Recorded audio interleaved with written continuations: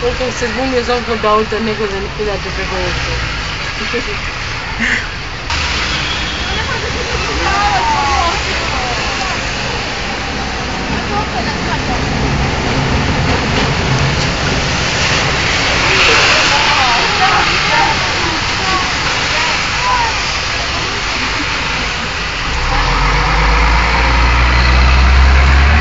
Ovdje bili, evo, svi okupani ovdje.